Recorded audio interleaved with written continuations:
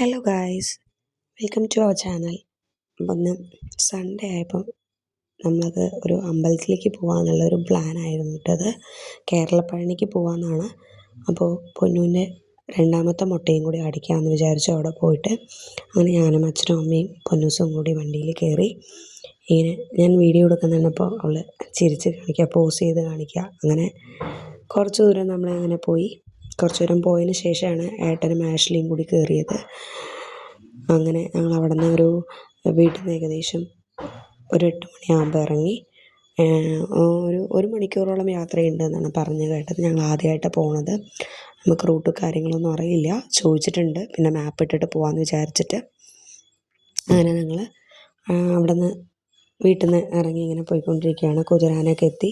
കുതിരാനിലൂടെയാണ് ആ തുരങ്കമൊക്കെ കണ്ട് ആ റൂട്ടാണ് നമ്മൾ പോയത്.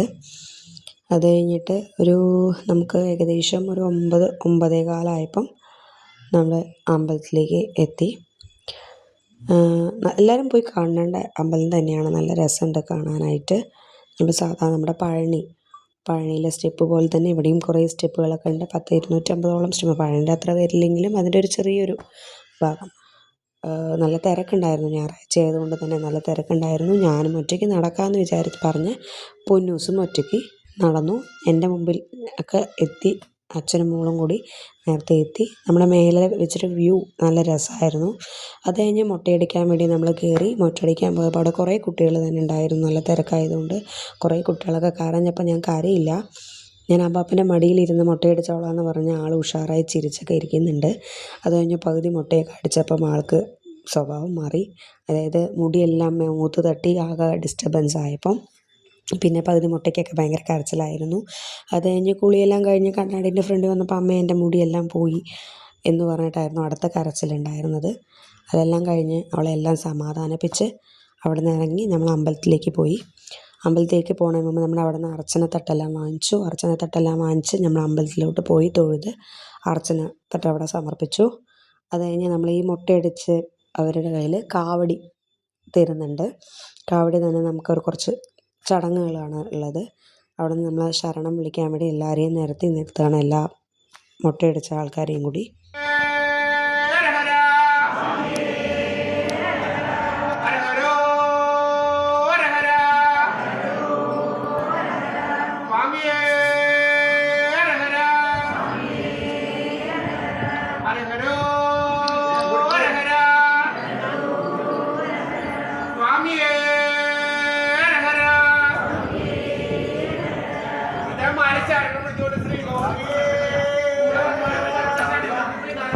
അത് കഴിഞ്ഞ് ശരണമെല്ലാം വിളിച്ചിട്ട് ശ്രീകോവിലിന് ചുറ്റും വലം വയ്ക്കാൻ പറഞ്ഞു. വലം വയ്ക്കുമ്പോൾ തന്നെ ശരണം വിളിച്ചിട്ട് വേണം. ഈ കാവടി ഇറക്കുന്നത് വരെയും ശരണം വിളിക്കാൻ പറഞ്ഞു. അങ്ങനെ ഞങ്ങൾ ആ കാവടി ഇറക്കുന്നത് വരെയും ശ്രീകോവിലിന് ചുറ്റും നടന്ന് വലം വയ്ക്കുമ്പം ശരണം വിളിച്ചു. എല്ലാവരും ഒരേ സ്വരത്തിൽ തന്നെ ശരണം വിളിച്ച് നടന്നു. എല്ലാ അമ്മമാരും അല്ലെങ്കിൽ എല്ലാ അച്ഛന്മാരും കൂടെ വന്നവരും എല്ലാവരും ഒരേപോലെ തന്നെ ശരണം വിളിച്ചു. അത് ഞങ്ങളവിടെ കാവടിയെല്ലാം വലം വെച്ച് കഴിഞ്ഞ് കൊടുത്ത് അവിടുത്തെ പ്രസാദമെല്ലാം മേടിച്ചു. തിരിച്ച് വന്നിട്ട് പ്രസാദമെല്ലാം മേടിച്ച് നമ്മൾ അമ്പലത്തിൻ്റെ പുറത്തോട്ട് ഇറങ്ങി അമ്പലത്തിൻ്റെ ചുറ്റും അങ്ങനെ നടക്കുവാണ്. അപ്പോൾ എല്ലാവരും നടക്കണം, ഞാനും നടക്കാമെന്ന് വിചാരിച്ച് അവളും പൊന്നൂസും നടക്കുകയാണ്. ആശയുടെ കയ്യിൽ പിടിച്ച അച്ഛനും അമ്മയും ഞാനും എല്ലാവരും ഇങ്ങനെ നടന്നുകൊണ്ടിരുന്നു. അവിടെ ഒരു അയ്യപ്പൻ്റെ പുറത്താണ് ഒരു അയ്യപ്പൻ്റെ വിഗ്രഹം ഉണ്ടായിരുന്നു. അവിടെയും തൊഴുതു ഞങ്ങളെങ്ങനെ നല്ല രസമുണ്ട്. അവിടുത്തെ വ്യൂവും അവിടുത്തെ ഒരു അറ്റ്മോസ്ഫിയറെല്ലാം നല്ല രസമായിരുന്നു. എല്ലാവരും അങ്ങനെ നടന്ന് പുറത്തേക്ക് വന്നു. അവിടെ അപ്പം കുറേ പേര് പാട്ട് പാടുന്നു.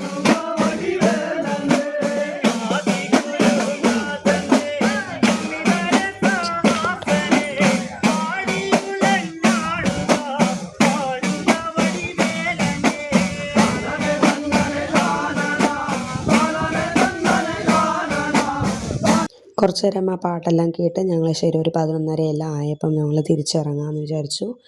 അതിന് മുന്നേ നമ്മൾ അവിടെ നിന്ന് തന്നെ നമ്മൾ പ്രസാദ ഊട്ടുണ്ടെന്ന് പറഞ്ഞപ്പോൾ അവിടെ നിന്ന് തന്നെ ഭക്ഷണമെല്ലാം കഴിച്ചു കഴിഞ്ഞിട്ടാണ് നമ്മൾ ഇറങ്ങിയത്. അങ്ങനെ നമ്മൾ തിരിച്ചിറങ്ങി ഒരു 11:30 11:45 ആയപ്പം അമ്പലത്തിൽ നിന്ന് ഇറങ്ങി. അത് കഴിഞ്ഞ് തിരിച്ച് നമ്മൾ കാറിലോട്ട് കയറി തിരിച്ച് വീട്ടിലേക്ക് പോവുകയാണ്. എല്ലാവരും നേരത്തെ തന്നെ എണീറ്റതുകൊണ്ട് കുട്ടികൾക്കെല്ലാം ഭയങ്കര ടയേർഡായി. പൊന്നൂസും ഉറങ്ങി, ആഷ്ലിയും ഉറങ്ങി. നമ്മൾ ഇങ്ങനെ നോക്കിയിരുന്നു, ഓരോ സീനും നോക്കി ഇങ്ങനെ ഇരുന്നു. ഇങ്ങനെ ഒരു 12 മണി 12:30 1 മണിയൊക്കെ ആയപ്പം നമ്മൾ നമ്മുടെ വീട്ടിലെത്തി. അങ്ങനെ ആ മുട്ടയെടുക്കുന്ന ക്ഷീണമെല്ലാം കഴിഞ്ഞു. ഇരിക്കുന്നു ഗൈസ്.